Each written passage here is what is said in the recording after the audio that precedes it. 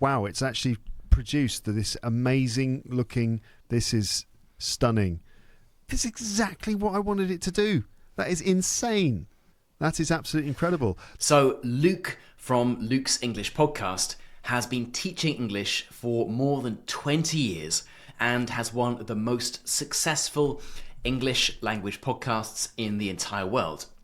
And I thought it would be really fun for him and I to work together trying to build a small app for English learners. And that is what this conversation is about. We spend the first bit of it talking about different ideas and why these are problems for English learners. And then we actually build the thing ourselves, here live in this video. I'll put some timestamps down below if you want to jump forward to the actual build of the app and skip the discussion. But I actually think the discussion part is one of the most valuable bits in the video, because in this part of the conversation, you'll get to hear Luke talk about why things are problems for students, and we'll talk about some of the solutions that exist already and some of the solutions that should exist to help students. And by the end of the video, you'll see the full final app that we have built. I'll put a link down below if you want to test it out yourself. Okay, now let me talk to Luke. Hello, Luke. Hello, Alistair. How are you doing today? I'm wonderful. How are you doing? Yeah, very well, thanks. A weather report, blue sky, not too hot, mild, perfect conditions. Yeah. Very happy, very pleased. This is, as long as it's not above about 25 degrees, then I'm okay.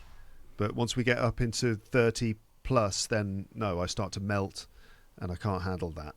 But Okay. Today is lovely. How's Sweden? Yeah, no danger of being anywhere near 25 degrees over here. No? I think we are closer to 15. Oh, okay. Oh, you're bordering on chilly. Yeah, I mean, it probably is 15. It's actually not bordering on Chile, it's bordering on Norway. You're bordering on Norway there with 15 degrees, not bordering on Chile. It certainly are.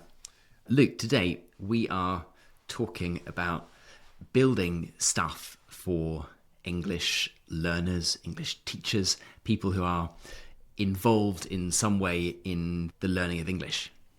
Yes, that's right. You have suggested to me that what we're going to do in this episode is something sort of extraordinary. It might be a first for a Learning English podcast where you're actually going to build something, build an app or something like that while we record the episode. And for me, this is amazing because although I am definitely interested in teaching English and making resources for learning English and stuff, including worksheets to use in classrooms, and I do a podcast and stuff, and I used to have an app for my podcast, I never have considered the idea of actually building something from scratch, from the ground up, building an app or some sort of clever website that will solve a particular problem for a learner of English. So that never really occurred to me. So I'm really curious to see how this is going to be. I can't wait to find out how you're going to do it. And I've never seen any of the things you're about to do. I mean, we talked about some of the ideas that we'd like to be able to do. We've talked about different things that learners of English need to do. But how you're going to convert those things into an actual app that people can use, I don't know. Will people, how do I speak English? Will people be able to actually download these things? Will we make them public? I think so, yeah. I think that's the plan. Oh, really? Yeah. Wow, okay. Very exciting. So creating an app which solves lots of little problems that learners of English have. But I suppose as well as actually coding the app and stuff, and I'm curious to see how you're going to do that, we'll also end up talking about all the things that learners of English need to do in order to learn English, right? So these are the problems that learners of English need to be able to do all these different types of practice in order to improve. So we'll talk about the learning process, right? Talk about the different skills and systems that learners need to improve, which I think is always a good thing for our listeners to hear about, just to get that sort of global view of the possibilities for learning English in general. Certainly. And I think one of the issues that lots of AI-generated apps and websites and things have is that they're not necessarily built with a deep understanding of what learners need, what teachers need. And so it's, look at this cool thing. And initially it might seem cool and, wow, there's a robot speaking to me in English, and that's never happened before. But I think what the sort of unique perspective that you have is that you have a really deep understanding of what people need rather than just what is possible. So yeah, I think it could be fun to talk through the various different ideas that we had. Before we spoke today, I asked Luke to come up with his top 3 sort of problems, I'm going to call them, rather than ideas. Because I think if you say, this is my idea for this, then it's easy to get carried away rather than focusing on a specific problem that someone has when it comes to learning English. Because you might say, my idea is this amazing app that will do this and this and this and this, and then it'll do all these things. And you can very quickly add all these things that aren't necessarily solving that problem that someone has, or they're solving like tiny problems that are not very related. So I think it's perhaps better to come up with a problem. Now, having said that, I realize that lots of my ideas are in that kind of category that I've just said is not a good category to think about. They're like ideas one.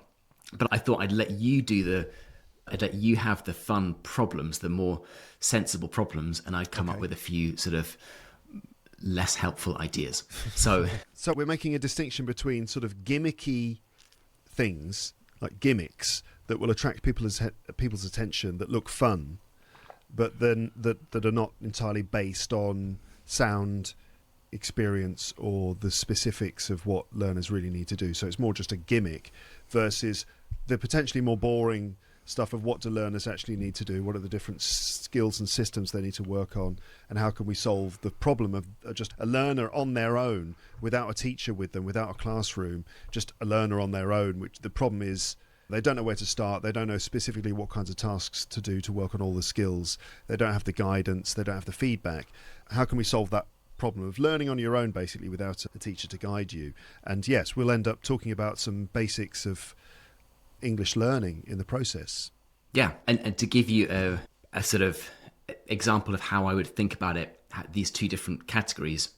For example, something like Duolingo for learning any kind of language, that can be pretty fun. Obviously, there's tens, hundreds of millions of people around the world who are opening that app every single day and kind of getting a little dopamine hit from learning some new English or some new French or however many languages they have. But lots of people posting that they have been using this for a long time and not necessarily felt the progress that they would have hoped. And if they had done something else that is probably less interesting or less fun, let's say, then they would probably have made better progress. So maybe that's probably how I'm thinking about these two different categories. Like one that's, oh, this is fun. This is an interesting thing to do. This is a kind of, I'm enjoying this a little bit, but I know it's not really helping. And some of your ideas, which I think are much more helpful. So we're looking to create an app that will essentially beat Duolingo. But the thing is that Duolingo is, I guess, it's not just fun, but also it just uses every single trick of modern day social media. You mentioned the dopamine hit. It certainly gives you that. It gives you little rewards. But also it does quite a lot of mental manipulation where it persuades you to go back onto the platform. It's a social media platform of sorts. Maybe not social media, but it operates like one in the sense that its currency really is attention. It's your attention. So it's just another in the list of apps that are there to just hold your attention and keep you going back onto the platform regularly.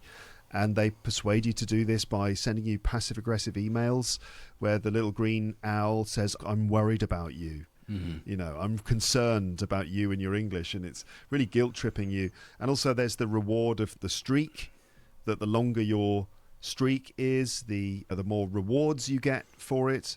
And arguably that's, I suppose, good because it's establishing a habit, but also it just a lot of those rewards and those little pushes that it gives you are just straight out of the social media playbook. So it's keeping you on the platform and it's gamified English learning to an extent, but it doesn't cover the learning of a language in the comprehensive way that you need, because it's mostly, as far as I can tell, it's mostly about just rearranging sentences, understanding sentence structures and basic vocab, and then just rearranging sentences or translating, and they're often quite random sentences without a lot of context. So it's not necessarily, I'd say, based in proper language learning methodology and stuff, but it is a very clever, very effective app. So we'll probably produce an app that kind of will help you learn a language, but no one will use it because none of the rewards and little confetti explosions have been included. That we need to make sure that after we've done this, anytime a learner gets something right, we need to give them an explosion of confetti or a big sort of coin or something that appears on the screen. You have to remember those details. Yeah, and a green owl. And it's a green owl that sort of is gaslighting you. Yeah. And just one thing to confirm before, when we say we're going to build an app, what we'll probably do here is build like a web app, so a web application that you can access on your browser rather than something that you are downloading, just because it's a little bit easier to do for the moment. What I'm going to do, I'm going to share my screen now, which has got our ideas shortlist that I'm probably going to rename to problems shortlist to try to be slightly more in line with what I had suggested. So, problems shortlist. So the problems that you shortlisted, Luke, the first one was generating packs of flashcards from vocab lists or sources like transcripts. Yeah. Shall I just mention something about that? Yeah. So flashcards. Yes, flashcards are, I think, an extremely useful way of helping you build vocabulary if you do them right. There's two things relating to this: the way you make the flashcards and then the sort of system that you use to do it with. And I had initially suggested that we create some sort of app that does spaced repetition, that helps you do spaced repetition learning of vocabulary with flashcards, because that is a tried and tested technique for learning vocabulary long term, that you recalling words that you've studied before, actively recalling them from nothing. Maybe you've been given a reminder, but the word and the spelling of the word is not given at all. You have to completely recall that yourself from your own memory, which is a really key part of learning and not something that people always do. Countless times I've seen my students with the best of intentions studying vocabulary, and they're looking at a notepad, and on the left there is the English word and on the right there's the translation into their own language, and their studying of it is basically just to read through the page. There's no covering it up, like just simply covering up the English word, looking at the translation and trying to come up with the word on its own would be a million times better than just looking at it. But there are a number of different sort of things that you have to do in order to learn vocabulary from flashcards. But then you mentioned that there are already applications like Anki and I think Quizlet that do that, and they do it well. So we've got that already, spaced repetition learning, where it shows you a flashcard that you couldn't remember quite quickly, and ones that you remember easily, it decides to show you after a couple of days or something. That's what we call spaced repetition. But that's being covered by various apps. But one of the things that isn't there is the ability to convert English that you find in the form of a text or maybe in the form of a video or podcast episode, to convert that into really useful flashcards that have maybe an example sentence with plenty of context but the word missing, or maybe a good detailed definition with a little example sentence with the word missing, and on the other side the sentence with the word in it, right? So plenty of information but with the word or phrase missing, and then on the other side again quite a lot of context with the word or phrase missing, and that potentially with an audio like sample where you can hear as well. That's very powerful. But how do you make those sets of flashcards? That's the problem. You can get ones, pre-made ones, but they're made by other people. We don't know exactly what sources they're from. But what would be great would be if you made your own flashcards based on the things that you were reading and listening to. So if you find an interesting article, you would just basically put it into our system and you ask it to make a deck of 16 flashcards based on, I don't know, multi-word verbs in the text, and it will do it. It'll scan through the text, it'll find the words, it'll create the flashcards with the context and the definitions on one side and the example sentence on the other side, and bang, there it is. You put it into your app. Maybe it exports a file which you can then put into your app, and then Bob's your uncle. You've got a machine for generating really good vocabulary learning material based on whatever you want, whatever text or video you happen to have been using. Okay, so some system which essentially generates a flashcards list, chooses words that it feels are appropriate for you based on certain parameters that you've set, like your level, perhaps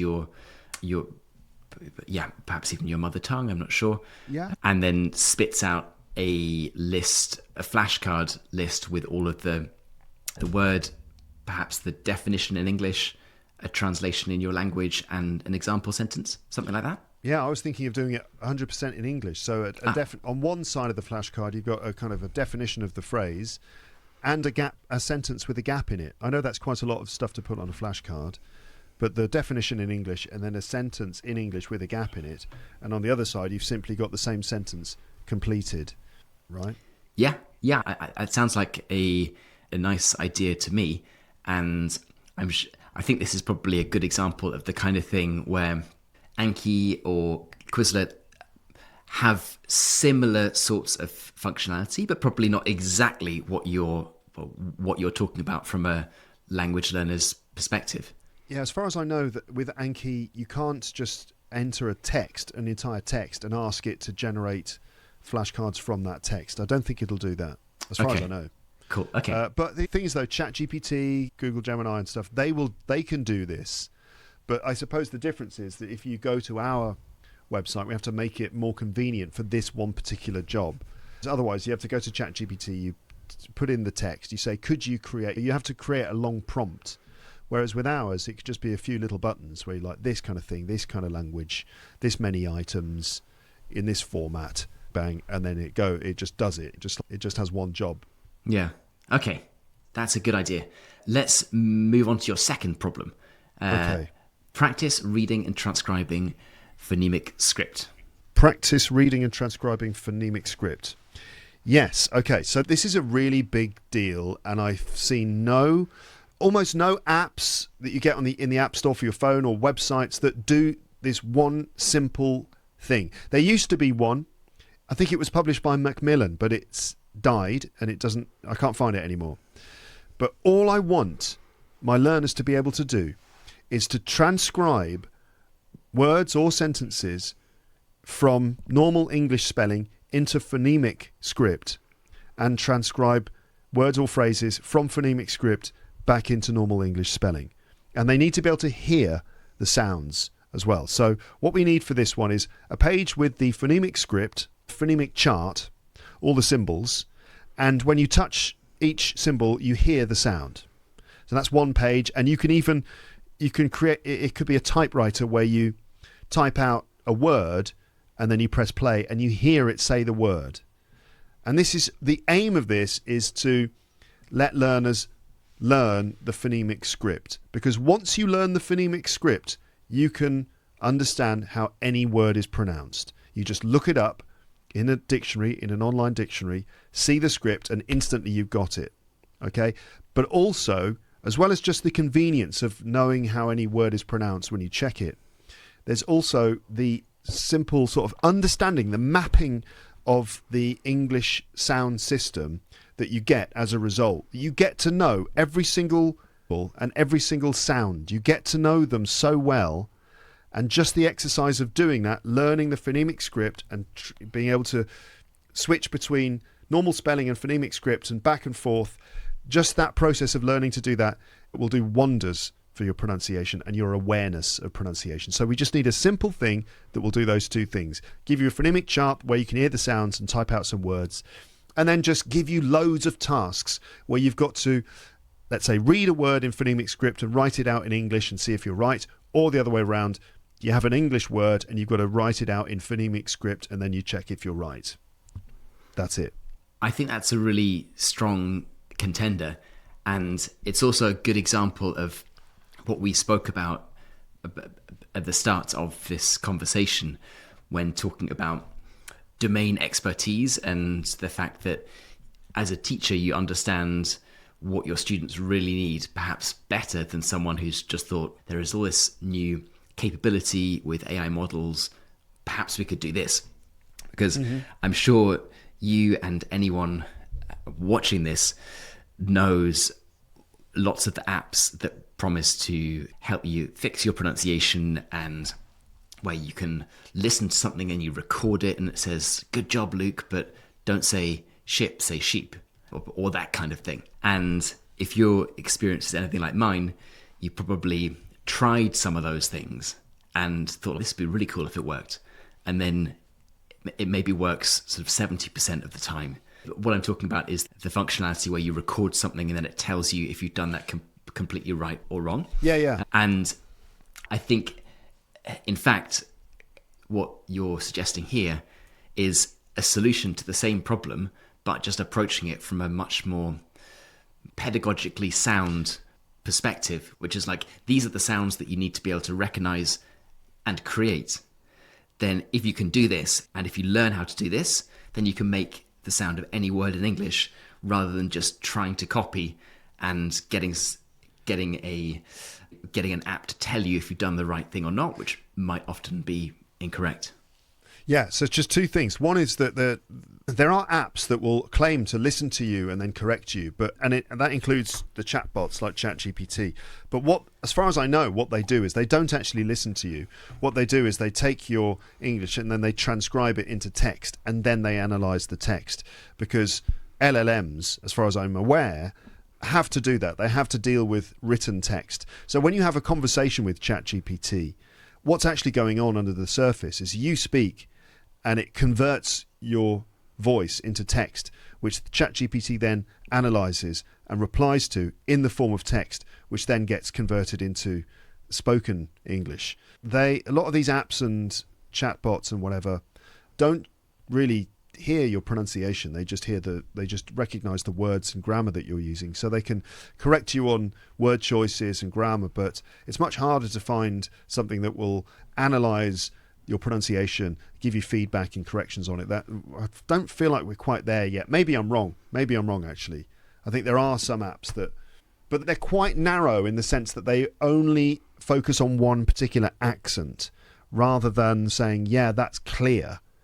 So anyway, that's a bit of a tricky one. But then the other thing was, simply this. I just want my students, to learn the phonemic script, because learning the phonemic script does wonders for your English, because you understand the map of the sounds of English. And you start to get a sense of where those sounds are made in the mouth, the different things your vocal tract the different things your vocal tract is doing when it's producing sentences. And you just discover these different locations in your mouth and basically the parameters. But how can my students actually learn the phonemic script? This has always been the tricky thing. Personally, I learned it when I was doing my Delta by teaching. I taught myself to learn it, if you like. So I actually just transcribed everything into phonemic script and then I checked. That was my system. I just wrote down words, whatever words, in phonemic script, and then I opened up the dictionary to see if I was right. And that was my process of doing it. But you can tell learners of English en masse to do something like that, and they just won't do it because it just requires too much initiative. Most people just don't take initiative like that. They need a little game or an app or something that kind of puts it on a plate for them. So that's all I want really, is something that will allow learners to do that kind of translating from the sound alphabet into the spelling alphabet and back again. Okay. And yeah, I can completely empathize as a learner why people avoid it, because it looks weird. You're thinking like, do I really need to do this? Not everyone needs to do it. Native speakers don't do it. So can I get away with not doing it? And perhaps also the process of learning it does seem quite daunting. You know, what you said you did. I imagine there are people watching this thinking like, whoa, I'm never going to do that. But if there's some way in which we could make that process easier and slightly more enjoyable, then And the outcome at the end being someone has learnt the phonemic script is objectively a very helpful thing for them to have done. So I think that's an excellent one. Okay. I wonder if people will actually do it, because they might think, oh, phonemic scripts, what I have to learn, I'm trying to learn English and now I have to learn this whole other thing, which is often the way people feel about it. But I don't know. I personally, like we said before, we're generating tools that solve problems rather than tools that will just grab people's attention. So yeah, I think we did it with that one. And we're going to actually generate that, are we, later on? I think we could, yeah. We can. I tell you, let's power through three. Yeah. Your last one, and then my three, and then we can get to the actual build itself. So the last of your suggestions was build a lesson, ask for a sample of writing, then build a series of exercises based on all vocab, grammar, organisation errors in the writing. Yeah, this is another thing where essentially you input a text and then it outputs something useful for you. And I thought it could be two sides. So on one side, you enter a text that you've written, and then it not only corrects your errors, but it creates a series of exercises. It designs a little mini kind of course even, or at least a mini worksheet to help you deal with the errors that you made in the text. Because learning, you need a series of scaffolded tasks, ideally, to go from sort of making a mistake to recognizing it, to correcting it, to doing productive controlled exercises where you reproduce the language that you got wrong before. You have to produce a few more sentences with that particular bit of language, whether it's grammar or pronunciation, and you produce a few more, and then there's something a bit more free, for example, assigning you another writing task that will probably involve using similar language, right? That's what you want. You want a kind of series of scaffolded tasks to correct properly, thoroughly correct the mistake that you made, where it's not just explaining what you've done wrong, it's doing that, but it's also taking you through a sort of little training routine to genuinely correct it. So again, I think that's a really good idea, and one I'm sure anyone can see why it is useful. I'm learning Swedish at the moment. I go to a Swedish class and we do little writing tasks, and the teacher has 20 or 30 different sort of things, like scripts to mark. Everyone has slightly different errors, and then we come back the next week and it's like she has perhaps, if we're lucky, created something that is applicable to most people, which might be, I don't know, 50%. But again, it's like if I actually know that thing, I'm having to sit through a lesson of something that I already feel comfortable with. And similarly, there might be things that are much more important to me that I would much rather focus on. So this kind of guided feedback based on your own mistakes, I think, is the sort of holy grail really when it comes to AI assisted learning. I think that one is a great idea. The reason I would slightly push back on it here is just that I think it can be quite complicated, and I think we could very easily get carried away with all the different things it could do. But I think it's a fantastic idea. Yeah. I was just noting down an idea, which was that there's no perfect situation for learning. I think that every single learning situation comes with its disadvantages and its pitfalls. For example, learning in a classroom with a group, with a teacher, has its problems. You mentioned one of them, where you end up doing something you don't need or don't want to do because other people in the group need it. There's always that sort of thing happening. So that's definitely a disadvantage. But then I guess the advantage is just simply having a human teacher in front of you, which is infinitely more valuable. But then learning with an AI tutor, maybe using tools like we're talking about, it can be a lot more personalized, as we've just said.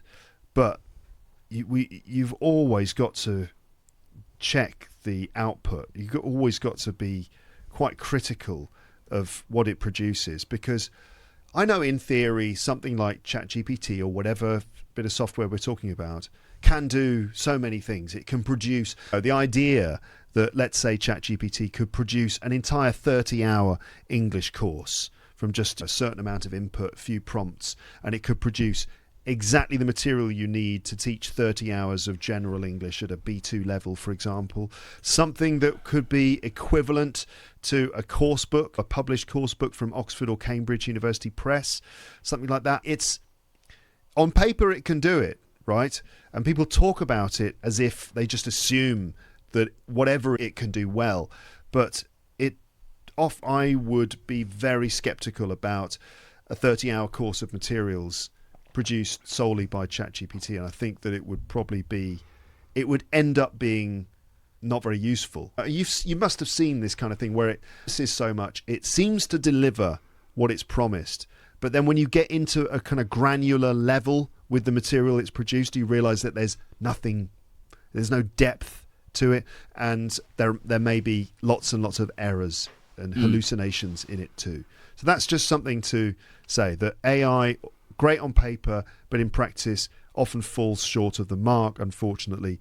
And there's this whole idea of the AI myth, that we're being sold this sense that AI is this solution to all problems, and it's amazing, and it's been built up to be actually more powerful than it really is. And this is all by design. This is all in order to try to raise the value of AI, because these companies have invested billions of dollars into these systems, and so now they have to try and convince us all that they're so powerful that they're going to end the world and take your job and stuff. It's not necessarily true. So we have to be aware of the limitations of something like AI. And building an entire lesson based on either a piece of writing that you've done with errors in it, or just some text you've discovered, like an article or some other thing, and you would like a worksheet based on it, that does leave quite a lot of room for error and all the usual quality control issues that you might get. The more freedom you give it, the more options it has, the more you expect from it, the more it can disappoint you. So it probably shines when you give it something very specific, very limited scope, very specific. That's probably where this kind of thing shines. So I would agree with you then. I think it's too wide. The remit of that task is too wide, and therefore is open and subject to potential problems. So you want to skip that one? I think it's good to have it here, because it means we can discuss it, and which is what we've done. And we have it as an option, but I think for the purposes of today, and if we're not keeping everyone here for the next 12 hours, then we shouldn't do that one. Okay, that's fine by me. My ones all fit very much into the category of stupid ideas, silly games, right, that perhaps are mildly entertaining, but probably have limited pedagogical value. Probably be much more successful than any of my ideas. Anyway, debatably, the most successful language learning app in the world has limited pedagogical value. My three that I had thought of, and these are all a little bit silly. Oops. The first one I had called English Mistake Tinder, which is the kind of thing, it's a silly sort of web app where you would be presented with a sentence in English, let's say, that either has a mistake or doesn't have a mistake, and you swipe right or left depending on whether you can spot the mistake. Maybe there's a timer. It's a sort of Tinder-based spot the mistake English game. So that's it. Yeah, swiping. That's one of those little tricks that they've learned, that swiping left or swiping right, I think that must give you some sort of little dopamine hit, right?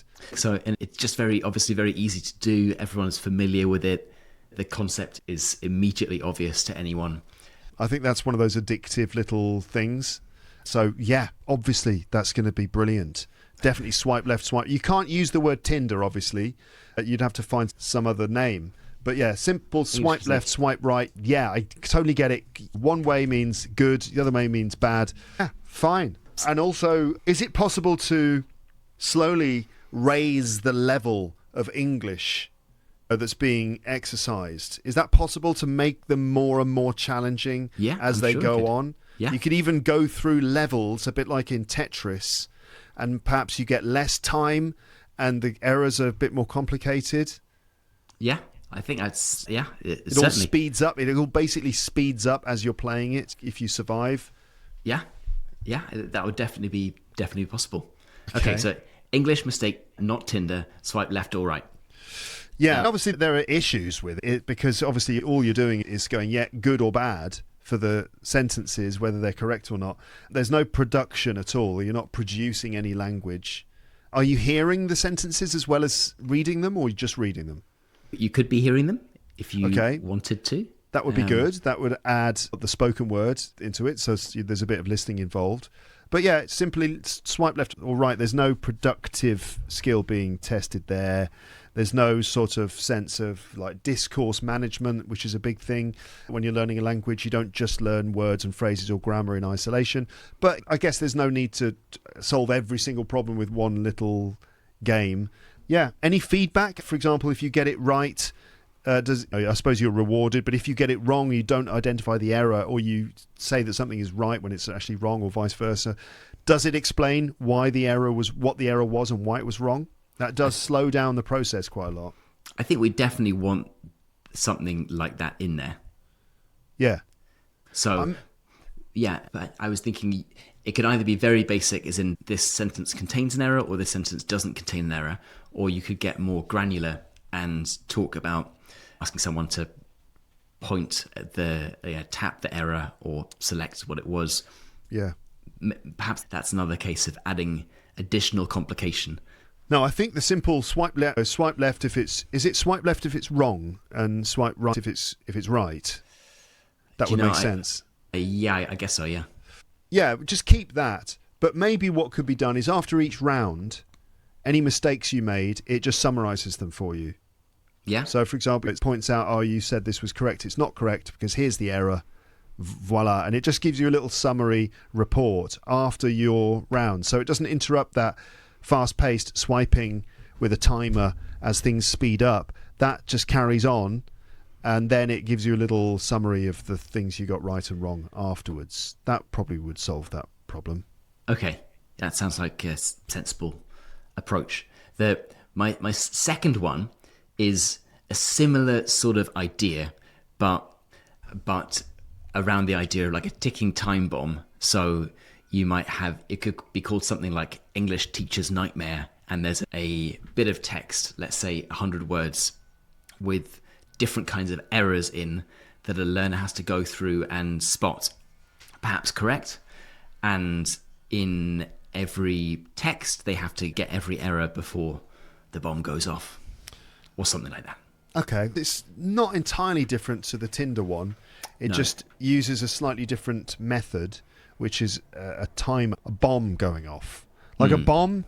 Again, you're thinking in the right way, Alistair, because you're thinking in terms of the language of like phone games on your phone, that a bomb is clearly something that is fun. And everyone knows from playing Mario or whatever, everyone understands that a bomb is like a fun thing that you have to try and avoid in a game. Whereas mine, like no bombs, no swiping left or right in any of my choices. They're all just very boring English teachery type things. And you're coming in with bombs and nightmares and things like that. So this is definitely very good in terms of making our apps appealing and stuff like that. But otherwise it's pretty similar to the previous one, isn't it? Where essentially error correction, basically. There's a bit more actual correction here rather than just identifying errors. Could we broaden it to other things so it's not just error correction? Yeah. What would you like to broaden it to? If it's the English teacher's nightmare, the English teacher is standing there and in front of a very difficult to manage class of very motivated students who keep throwing, not only making errors that need to be corrected as we've seen, but just asking random questions and putting you on the spot. Is it depends on, or is it depends of teacher? And you have to answer the question. So it's just like so many questions that are being fired at you, and you have to try to answer them correctly as you go. You've got to be careful though, because some of the questions, they can't be too open-ended. It can't be like, can you explain present perfect tense? Obviously that's really hard to measure. So it needs to be questions which are fairly closed in it, but just lots of them, like tons of them. You could have, just thinking about what you described, you could flip this so it was essentially a screen where you're looking at someone who is the teacher and in front of them you have a classroom, and there's, I don't know, 20 students behind desks, and people are every kind of 5 seconds putting up their hands, and they have a new question that pops above them, and you've got to answer it before another one pops up their hand, and then they get progressively faster and faster, and then you have to click around and just make sure you're answering all their questions, which probably is a better version of it. English teacher's nightmare. That's good, like clicking from one person to the next while there's a bomb going off. And maybe if you really need to, you can grab the bomb and throw it into the classroom, and you don't have to answer any more questions, but everyone dies. Yeah. That would be a bit sick. Maybe you can make this one like ultra-violent. Some games are like ultra-violent. There's lots of headshots and lots of exploding people and things like that. Maybe we could try and tap into that market, the ultra-violent English. Ultra-violent English. A kind of role-playing game where you're an English hooligan at the World Cup. Getting arrested by ICE agents. Yeah. And then beaten to a pulp in some back room. No, I think ultra-violent English is actually a brilliant idea. I'd love to invent this. Okay, I think it would be like a sprawling sandbox game, a bit like a Grand Theft Auto, right? But the whole point of the game is, in Grand Theft Auto, you start with a character and they're trying to make money and they're doing crimes, they're stealing cars and they're working for gangsters and stuff, and they're trying to make money. And by the end of the game, they've got this huge house in the Hollywood Hills and everything's wonderful. You could do the same game, but instead of them trying to acquire money and wealth, they are trying to improve their English. And the progress that you get through the game is uncovering more and more of the English language. I think that would be, if we could just create some mad sandbox English learning game with a lot of violence. That's the point. It's ultra-violent English. So you're going around robbing banks and stuff. I don't know how you make this work, but I would love to do that. Okay. And as a side note, for anyone watching this, if we don't go ahead with ultra-violent English, please do make it. And credit us, please. Yeah, 99% of all royalties directed at Luke. Yeah, I claim almost exclusive intellectual property rights to ultra-violent English. But please go ahead and actually make it and sell billions of copies of it around the world. Go.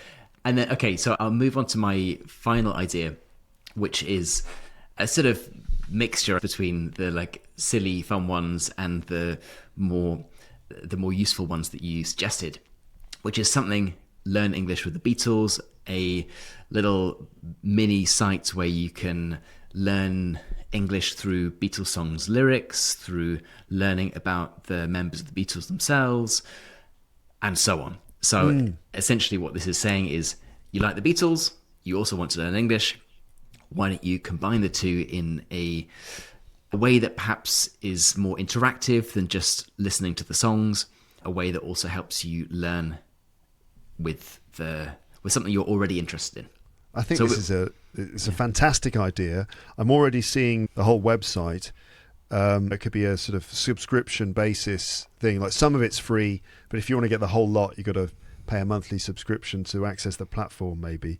And I don't know if we would have the rights to do this. That's the problem. If we got the go-ahead from Apple Music, Apple Records, the Beatles company, if we got the green light from them, where it was an official Apple product, I think we could come up with something really fantastic. So there'd be different parts of the site. There'd be learning from the songs, and that's just like learning English vocabulary and stuff from song lyrics. Then there's discussion of the song lyrics and what they actually mean, and that could incorporate learning different things as well. Then you've got articles, texts that you can read or listen to that involve grammar or vocabulary lessons, but they're all around the Beatles, like Cambridge exam type stuff. And then there's like the interview archives, because there's loads of archive footage of the Beatles talking, and those could be the basis of English lessons as well. And then you've got maybe even like discussion rooms where you have conversations and discussions about the Beatles, because for fans of the Beatles, you can never really run out of things to talk about in terms of analysing the songs or talking about the members, the kind of life story stuff, but also the personal connections to the music and stuff as well. So you could definitely create a sort of like almost a 120-hour English course, I think, just based around the Beatles. That would be great. You could perhaps also and this probably brings you into an all new level of copyright stuff and AI hallucinating things that just aren't true, but having conversation practice with various members of the Beatles. Oh yeah, of course. You can actually get AI to emulate. You could have, Ringo Starr. Talking. You could be talking to Ringo Starr. Peace and love, peace and bloody love. That would be good. So, yes, I think in theory it could be a very fun idea, but we do probably run up against some legal issues that I think disqualify this one. I think so. I think you're not allowed to reproduce their song lyrics and all the rest of it. I think you're not allowed to do that, unfortunately. It's a nice idea to think about, but not a practicality. Yeah. And then there are a few. I know we've been going for quite a while. We haven't even built anything yet, but there's a few things that we talked about a little bit before this that we are discarding for the purposes of this build. That it might just be fun for us to talk about why we didn't want to do that. The first one was a kind of conversation practice type thing, which I think there are hundreds, probably thousands of similar kinds of things out there. None of them, in my opinion, have really kind of cracked it so far. And it's just something that I think is very crowded, and I'm not sure that we would be able to do a better job than anyone else. The language corrections one, I suggested we parked because I have something that's a bit like that. And firstly, people can do a basic version of that with ChatGPT, and building something that is really good, I think will probably take a bit longer than we have time for today. Because we want something with like games, bombs, swiping and throwing grenades and things. So we've already got that with our teacher classroom bomb situation and all the... We've already got that, yeah. And then the last two we've already touched on in passing. The listen and repeat pronunciation practice. We've talked about that already and why we aren't moving forward with that. And the spaced repetition learning for just spaced repetition. We're not moving forward with that because it already exists in some format. I just wanted to, sorry, just before we finish, I've got maybe 1 minute where I just wanted to make another point here, which was essentially, what is it that English learners need to do? They need to practice the 4 skills of listening, reading, speaking and writing. They need to get exposed to new language, to be guided through the process of learning. They need to notice, remember and use new words and grammar, to do controlled practice of language, and then to do more free practice and stuff like that. It's a very sort of complex, interlaced system, isn't it? Learning a language where one skill bleeds into another. Your vocab and grammar are tied together. Pronunciation is connected to vocabulary, and listening is connected to pronunciation, and speaking is connected to listening. Everything's all connected to itself. So is it possible to break these things down into micro tasks and improve one individually with little games, little micro activities? Or is our language system too interlaced? And ultimately, what people really need is plenty of natural interaction with other humans in that language, where it's a combination of all things. Pronunciation, listening, comprehension, your range and control of grammar and vocabulary, your fluency, all of it's all tied in together. And really, the only way of improving is to just be in a situation where you're naturally trying to communicate in English. Or can we break down every single sub-skill into a different activity and provide a little game or exercise to each one? I don't know. I think this is like a mystery about learning English, whether it is a holistic thing or whether we can separate each sub-skill and practice them individually and then put all the parts back together again. So who knows? But I just wanted to add that at the end, that whether subdividing tasks into different games in apps and things ultimately will be successful. Maybe you just need like exposure and social time with other people in the target language. Yeah, I think none of these things would ever replace any of that, but how I think about all of these really is that can they help that journey, either help it holistically in terms of, it's quite fun to be doing stuff in English, or can they help a very specific thing like the phonemic script? Yeah, and that they should always be part of a balanced diet. Yeah, I agree. Sorry for that interruption. You were about to move on to the highly exciting coding section, I think. We have to discuss what we're going to do first. Which one are we? Oh, right. we're Oh, gonna- yeah, God. Oh, yeah. We can't do all 6. What is there one that you naturally find yourself gravitating towards? I have no idea. If I was just using a chatbot, I would be able to make it produce lists of packs of flashcards, but I would have no idea how to make an app that could help me practice reading and transcribing phonemic script. I feel like the first one's much more doable in my mind, but the second one, I just have no idea how you're going to be able to produce the phonemic script transcription thing. I don't know. Do you have a vision for that though? Do you? It's certainly possible what you suggested, and I think we should go for that one because Yeah, let's do it. I think that is far more useful than any of my ideas, and it solves a very specific problem, and hopefully the process of us building it can show people that if they have specific things that they need to work on, for example, if they are a native speaker of a particular language that has a particular problem with certain sounds or grammar patterns or something like that, they could do a similar thing for themselves.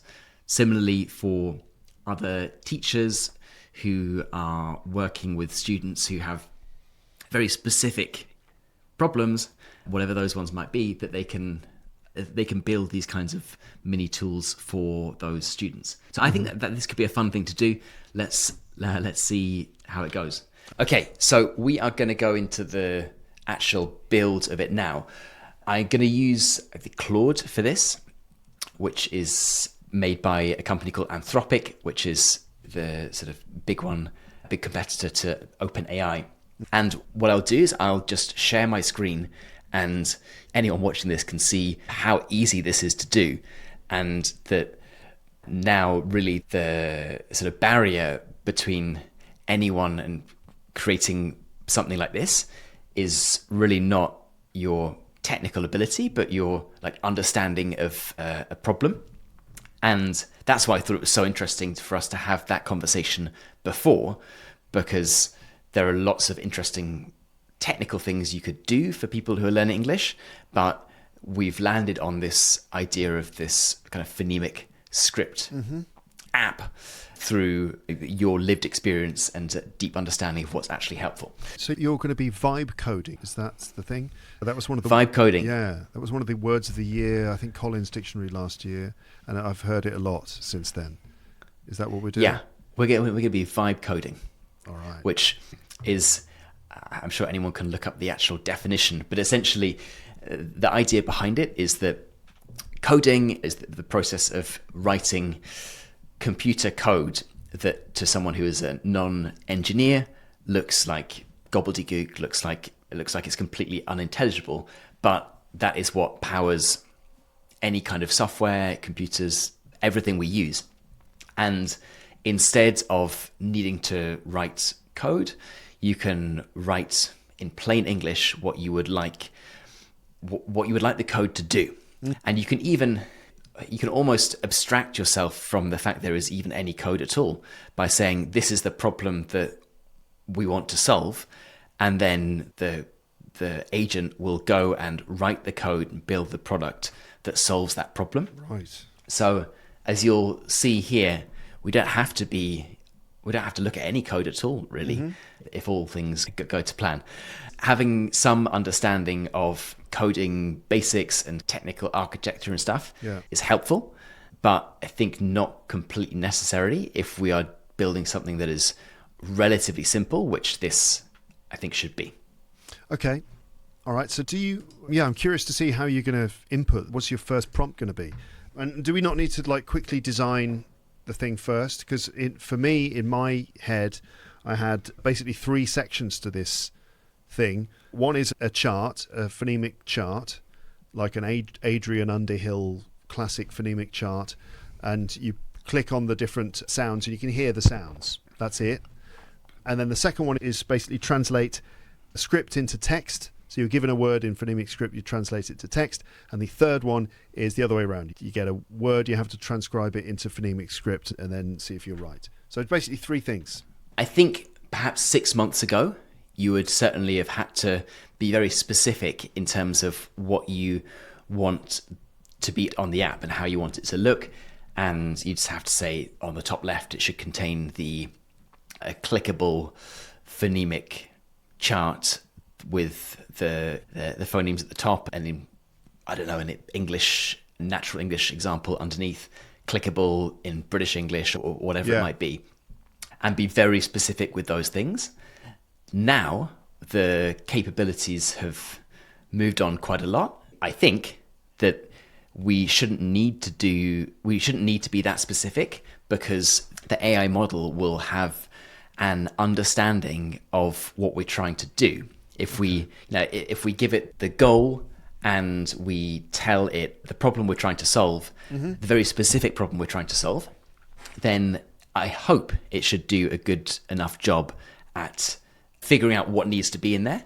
So I would imagine, even if I just wrote something as simple as, let's say, I don't know, build me a web app to learn the English phonetic alphabet, something like that, then it probably would actually do a half decent job.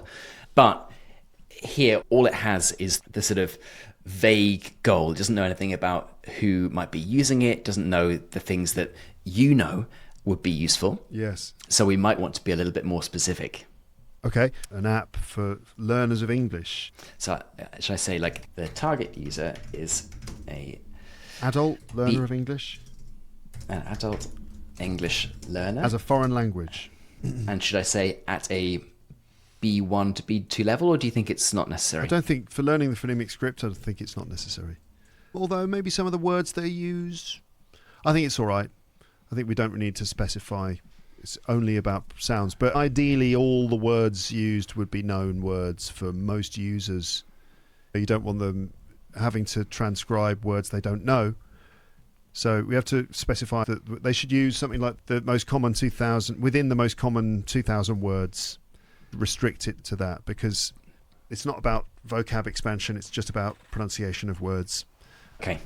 So I think that it will be smart enough to know that it shouldn't be including those kinds of things, but what I think is useful context is we can say the core value or the problem we're trying to solve is to help the user learn the phonemic alphabet. Learn to identify it and learn to write it as well.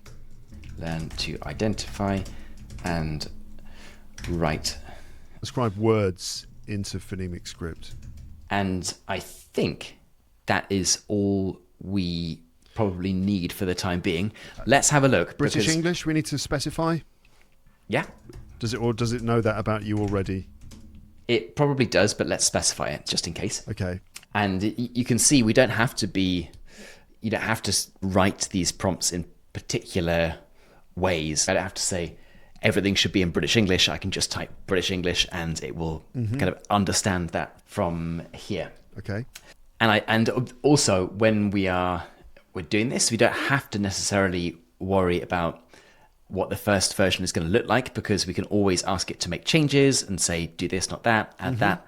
For the first version, what we need is just a kind of working prototype, and we'll see how that goes. Okay. So I'm just going to go here. I'm using this Opus 4.8, and let's just do that and see what happens.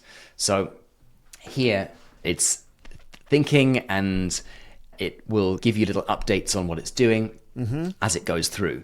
It might take a little bit of time, so we can talk as it goes along. Okay. So it's just writing, it's thinking, or it's writing the code? It's just thinking about it. It is still thinking. It will stop thinking at some stage and actually start doing it. Thinking more now, 35 seconds. I wonder, Alistair, what is going on when it's thinking? What do you think is actually happening? What is this process that it calls thinking? That's a good question. So in my rudimentary understanding, essentially what it is doing is it is taking the text that I have given it. It will be sending it to its data centers, and then trying to understand the request that I've given it, and then formulating a plan about the best way of doing it. Okay. So what has it said so far? empty directory, I'll build a self-contained web app, single index.html, that runs just by opening it on a browser. No build steps, works offline with British English audio via the browser's speech synthesis. Let me build the structure briefly, then build it. So you can sometimes... It's actually creating the app now as we speak. I'll create a single self-contained file with the full 44 phoneme British English inventory, a reference chart with audio and 2 practice modes, identify and transcribe. Okay. This could be great, Alistair, if this actually works and you get it up online, because I will definitely get my students in class to use this. I will 100% send them this. I'm curious to see, it's going to require a set of words, surely. It's going to need a long list of words to keep throwing words at you that you have to transcribe. I wonder if it can just generate that itself, or it needs input in the form of a word list.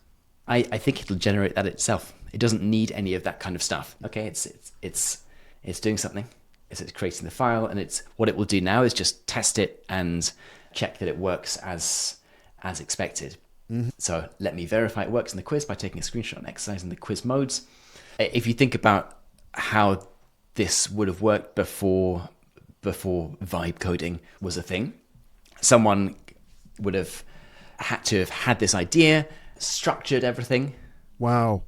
Okay, sorry to interrupt, but wow, it's actually produced this amazing looking phonemic chart.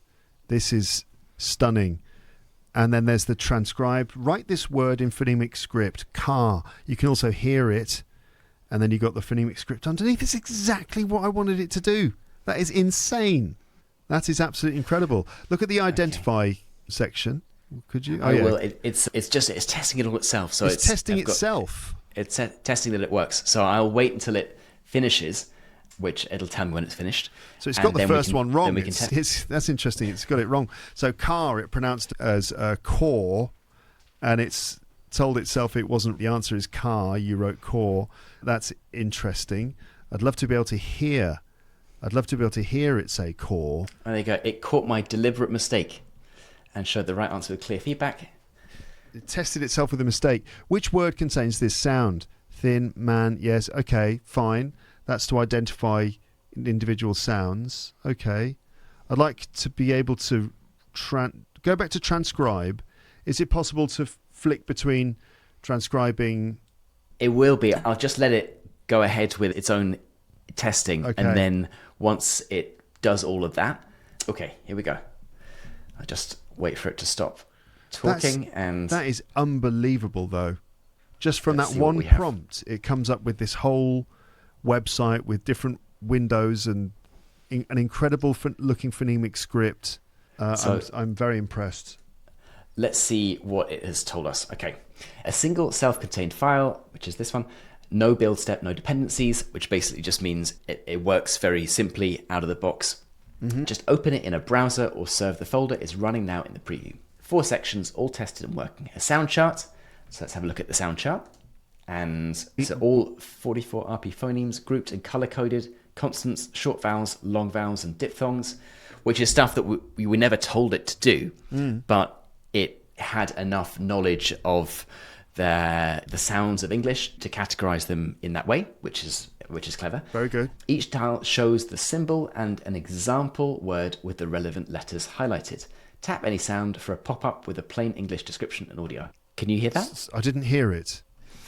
I think I'm not. Maybe I think you haven't done the setting, but you need to share sound as well as the visuals. I promise you, it is. It is doing that. You clicked on the sound. It was p, and it came up. It said what? P, pen. It said pen. It said pen. Okay, it'd be good to hear the sound on its own. P. Let me see. I think because I'm recording in my browser, and this is not coming up. I think you'll have to take my word for it, Luke, that it is doing it. But what it is using is the very basic text-to-speech API. So it's the one that sounds a little bit robotic. There's pen. It's okay. But more robotic than that. So that's something that we would want to fix. But it does play the sound. So you can click on it, and actually it automatically plays when you click on it. It says bad. Okay. Voice version. That was B. then bad. It'd be nice Yeah. to be able to hear the sound on its own. So it would be good if it went b, bad. Not just bad, but b, bad. Okay, I'm just going to keep notes as we go on through here, as we go through. Yeah. Okay, Italian sound for a pop-up with a plain English description audio. Good. Consonants, identify. A 10-question game mixing 2 challenge types. Which word contains this symbol and which word matches the sound in this word? Which symbol matches the sound in this word? Directly training the identify the phoneme skill with instant feedback and the correct answer revealed on a miss. Let's have a little try with that one. Okay, question 1. It's actually not very clear, is it? We've done that question. We've already done it. have. You can click next. We can click next. Yeah. Also, it's not very clear. The black on the Kind of on blue the dark background. is not very Yeah, clear. it doesn't really work.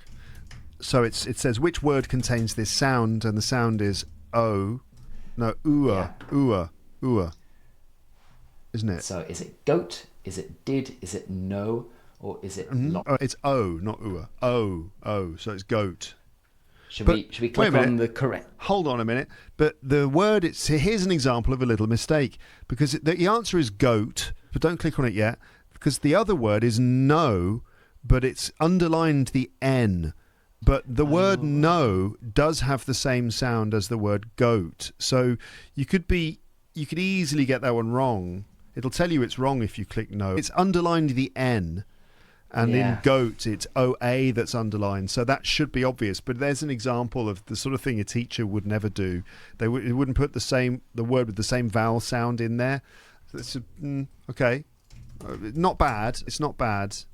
But that's just a little thing. When you've got a selection of words and it says match the sound to the word, and that sound is in 2 of the words in the list, it wants you to click one of them as the right answer, but the other one is still listed, but it won't return the right answer. That's a little glitch, I would say.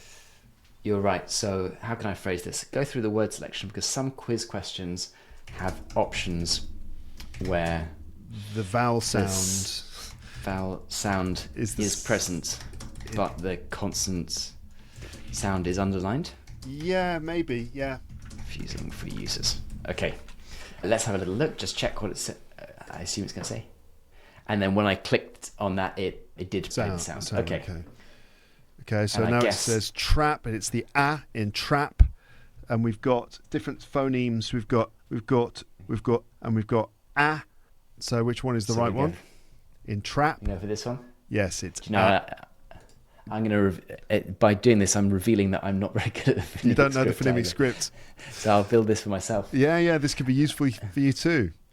I know it broadly, but... Yeah, you might maybe you need it like the piece of paper in front of you while you're using it, but don't necessarily know it from memory. I've learned it all from memory from those days of doing my diploma where I had to learn all these things. But it's useless in class because students don't know any of the symbols, which is exactly why I want this app to exist. So I can say, now, look... Now you know all what these sounds. So now we have a shorthand for describing the way that words are pronounced. And can you keep up, please? Can everyone catch up, please, to the level of knowledge that you're supposed to have about the phonemic script? Because I don't know why learners of English around the world are so asleep to the fact that they have to learn the phonemic script. And if they do that, they'll be at a massive advantage when it comes to learning English. But no one wants to do it.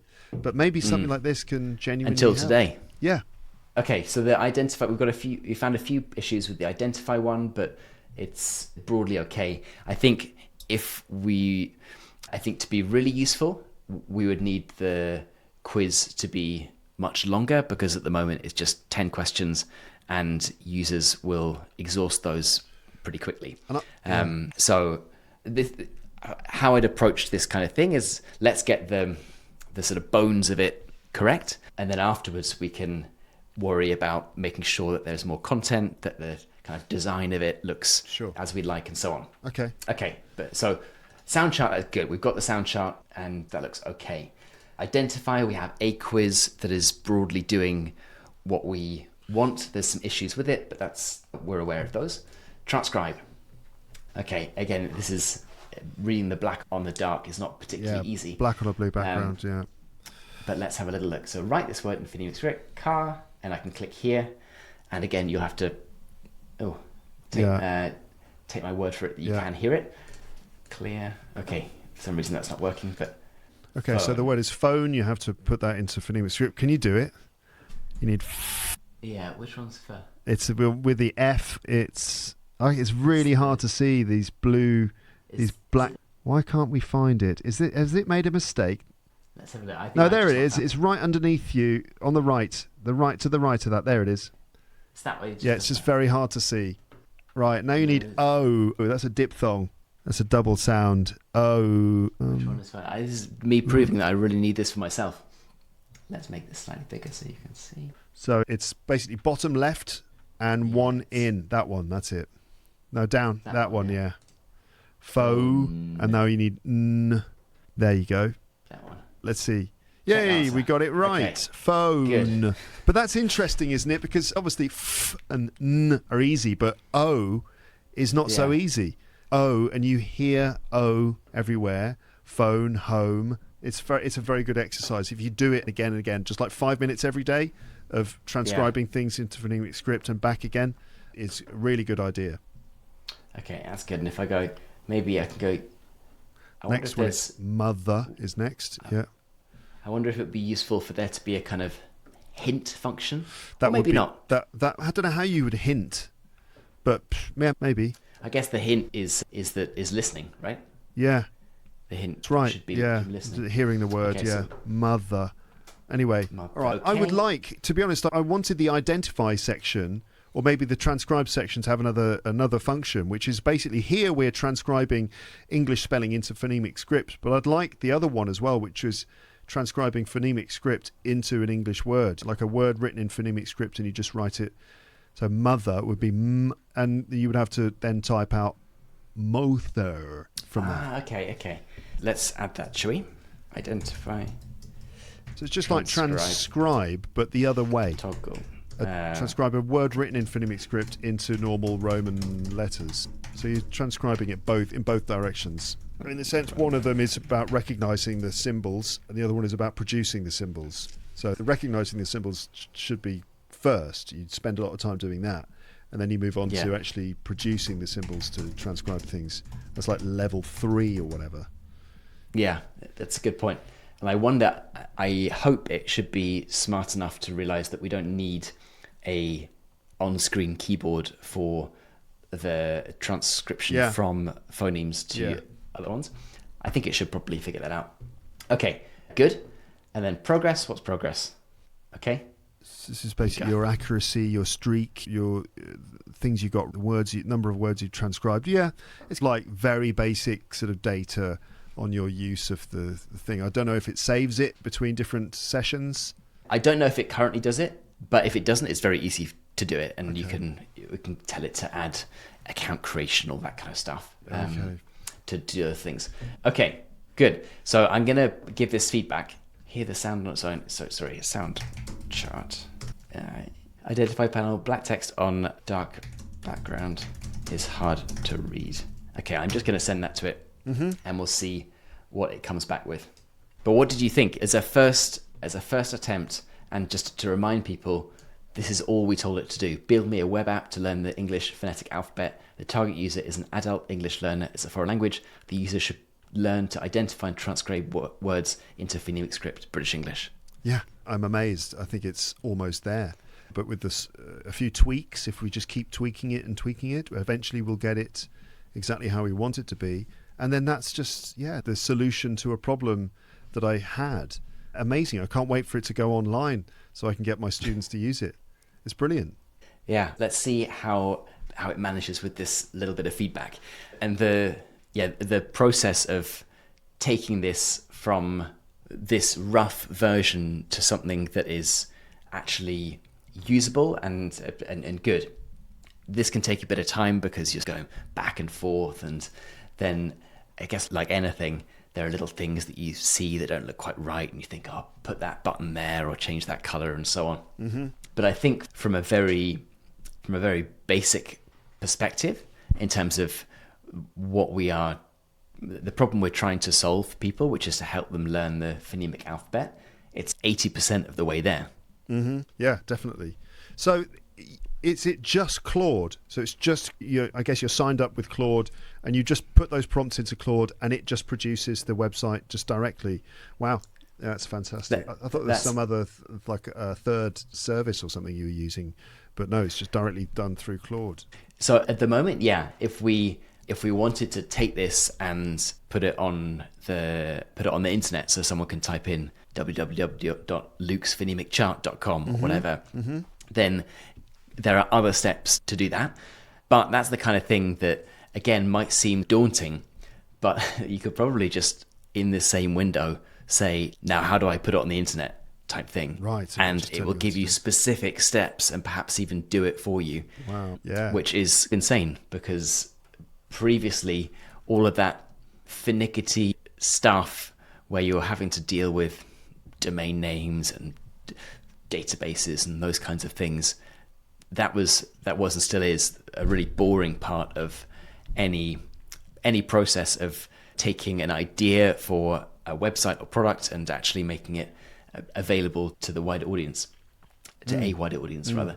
But now something like Claude or Codex will be able to do a lot of that stuff for you. Yeah, most of it, I would say. Incredible. And you can see it just working away here. Okay, what I think we should do is wait for it to be almost done thinking, because it is getting there. And then we can see how it does and give it a final test, and then perhaps offline, so people aren't watching us watch Claude just power its way through this. I can try to make some final changes to this, and we can put it online, and people can test it out for themselves. Yeah, that would be brilliant. Okay. Maybe we'll make it look slightly prettier too, because it looks quite, I don't know. Do you like how it looks? I think it's all right, actually. I thought it was okay, but once they fix those bits of text that are black on a blue background, I think that will improve it a lot. But we could certainly give it a lot more character. But I like the functional, I quite like a sort of basic functional website that's not overly done. So I think it looks all right. Yeah. Okay. It's testing it out now, and we should be there in a minute. Okay. It's pretty amazing, really, that you have to give it such minimal context. Yeah. And that it's really, you're just describing the problem and the type of person who has this problem, and it takes it away and thinks, I know what to do, and I can build a pretty good solution to it. So we could do this same thing with those other problems that we mentioned before. We could create separate apps or separate websites for each one, or could we incorporate all of those things into this one single site/app? I think you'd want to do everything separately. You think? Because you're talking about the other ideas, like the English teacher. They should all be separate programs. Yeah, because otherwise it just gets very complicated. Yeah. Maybe as a bit of fun one evening, I can create the English teacher's nightmare. What did you call it? Violent English or something? Ultraviolet English. Ultraviolet English.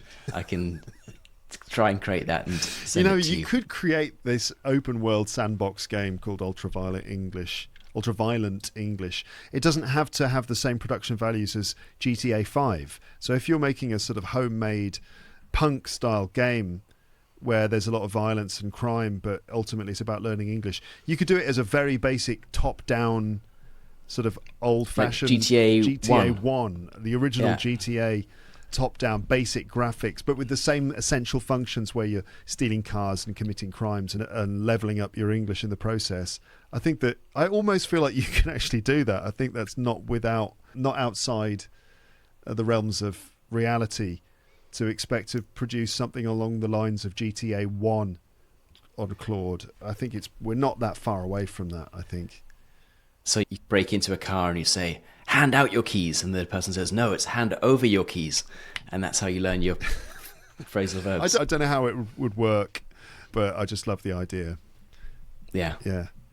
Okay, so a series of apps all under the same sort of family of apps. They all have similar design to them, and they all solve the various problems, and you can present them as a package.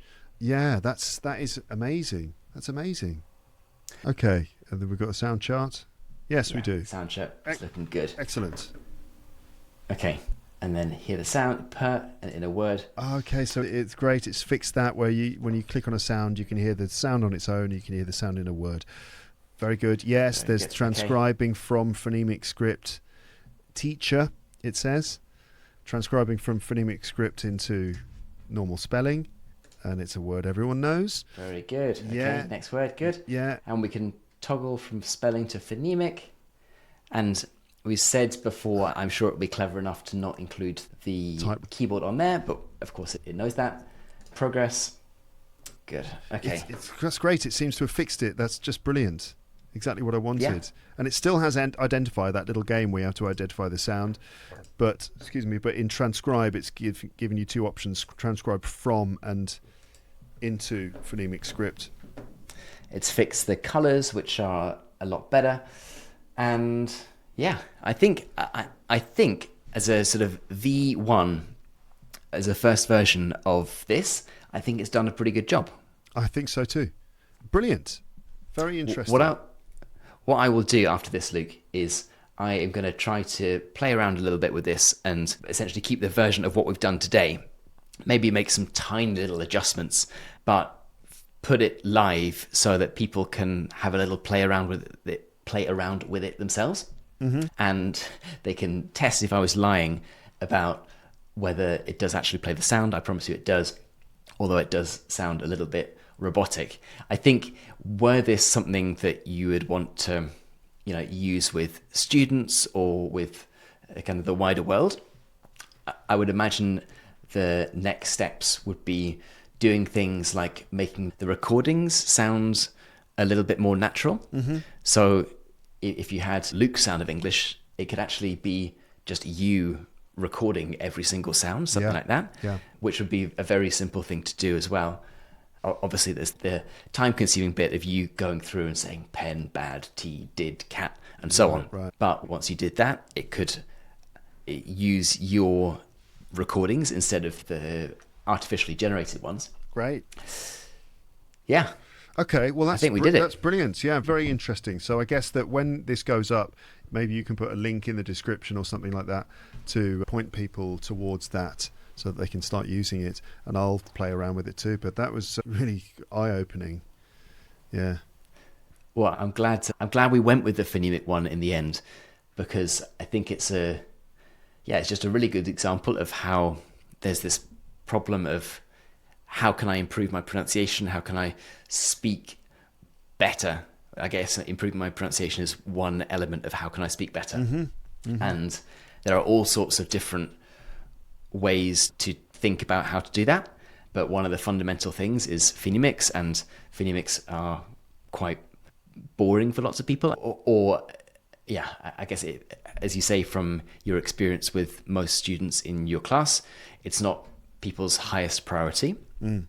And this maybe is just one way in which it can be made slightly easier. Yeah, I agree. Very good. So we took a problem within an hour and a half or so, seem to have come up with a solution to it. I'm really impressed. That's brilliant. I'll have to get into doing this myself and just upload a whole bunch of funny little apps that will help people learn English from me. That could be really interesting. And I will also start working now on ultraviolet English. Yeah, please. And we'll see how we go. Cool. Is there anything else? Are there any final thoughts that you'd like to leave people with? Oh, not really, except I suppose that it's just an incredibly exciting time to be a learner of English or any language. It's a very exciting time to be a learner of a language, especially English, because I feel like there's somehow more stuff, more content, more products for learners of English than many languages, luckily for us. But I think it's just a great time to be a learner of English. You've got all these unbelievable resources that no one in human history has ever had before to pinpoint your practice in learning of English. So all I would suggest is that people just get out there and just use all these different things and explore the different possibilities for learning English today, and just really enjoy doing it and love it. And check out this phonemic script translation device machine that we've created today, and all the other things. There's going to be loads of other stuff that people will come up with that you'll be allowed to use. And also you could have a go at making it yourself like this. Incredibly exciting time to be a learner of English. And if you have made anything for English learners, then let us know in the comments, because I'm sure lots of people have made fun things for themselves or for their classmates. Maybe there are some teachers who have made things for their students a little bit like this. So yeah, drop them in the comments and we'll check them out. Absolutely. Along with Ultraviolent English. Yes, definitely. And when Ultraviolent English comes around, you can pay your however much we're going to charge for it, $199, and just, yeah, maybe we can get it out before GTA 6 and we can just steal their thunder. I think that would be good. That would be good. Very good. Okay, on that uplifting note, Luke, thank you so much for coming on today and talking about these problems and being patient with Claude as it worked through various things and sharing your invaluable insights in terms of what people actually need for learning English, because that's the most important thing. Yeah, thanks for inviting me. And it was very interesting to see the sort of combination of technology and English teaching and what kind of things that resulted in. Very good. Thanks a lot for inviting me on. Really enjoyed this. Pleasure. Thanks so much, Luke, and I'll see you next time.